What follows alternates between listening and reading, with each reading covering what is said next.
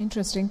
Wasika Aisha Khan, we are saying the title of this session is Trade Wars, No Long-Term Winners, and I'm curious to know if you agree with this, because there seem to be some winners. When China and the US were engaged or have been engaged in a trade war at the peak of it, I understand a lot of garment manufacturers especially that worked with China were looking at opportunities in Bangladesh. So would you say that your country has been a beneficiary of some sort of trade wars?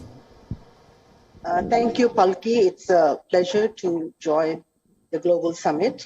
I've always admired the Wion team since its inception. I offer my heartfelt condolences to the people of United Arab Emirates and wish their new leader well. Trade wars, in my opinion, are not sustainable. And if you're talking about beneficiaries of trade war, the supply and demand will actually decide which country is the best producer of a certain commodity. And Bangladesh has always been competitive in the RMG sector. And we are number two in exporting RMG, as you know. So the trade war between US and China may benefit somewhat, but it will not make a sea change in Bangladesh's economy. Like, self-reliance versus international trade has occupied the center stage of political and academic debates for most of the 20th century. Now we are talking of trade wars and sanctions in the new global scenario. But during the pandemic, we did face much supply chain disruption, and we learned to cope with that. When we are talking about sanctions and protectionism, ultimately who suffers? I think the consumer suffers the most. And for a developing economy like Bangladesh's, the burden of tariff subsidies, protection subsidies, and sanctions will be ultimately borne by the consumer. In any other nation, it's the same case. The price of the products produced rises by the amount of tariff or protectionism or sanctions or whatever is the reason on the import of similar goods. So this is essentially a transfer of resources from the consumer to the producer. So by sanctioning products and by picking up trade wars with certain nations, how are we being fair to the consumer, the biggest stakeholder in the economy? And how environmentally friendly is a trade war? What about the carbon footprints? And this is, I don't think it's going to be, my personal opinion, it's not going to be sustainable. And even before the winds of war began, there were protectionism by tariffs. And the tariff regimes, when the tariff regimes are there, companies keep asking for more protection instead of becoming self-reliant. And that has to be talked about, I think, more, because that has been going on for years and years and years. To be fair to the consumer, to make an economy sustainable, we must offer the consumer a choice. And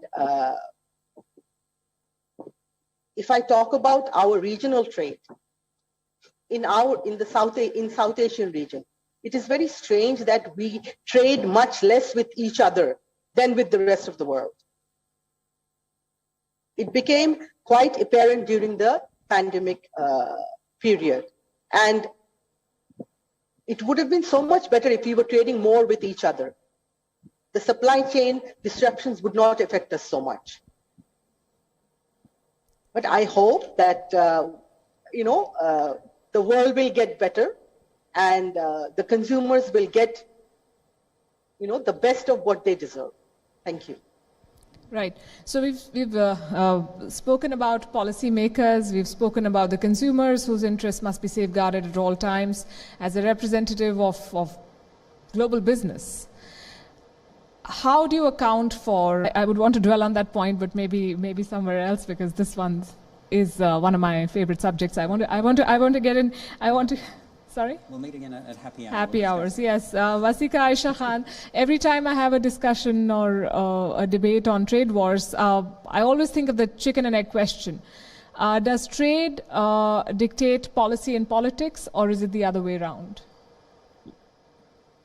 Wow, that is a question which can be debated for days, I think, because for a developing country like Bangladesh, policy is formulated around the nation's needs, and trade comes after that. Now, like I said, if we are focusing more on regional trade, the policy will allow regional trade, and which we should focus more on. And in a very unpredictable scenario around the world now, policies have to, I think policies are fluid. Policies cannot be set in stone. And we must think and formulate and take policies and take decisions which is the best for our economy, and also a sustainable decision. And in the long term, and the long-term effect of which has to be good. And, when the big powers are behaving like petulant children in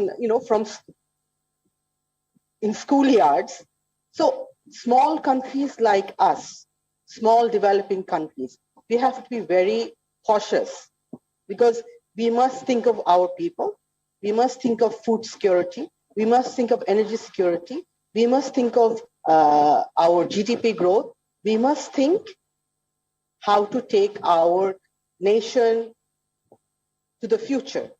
And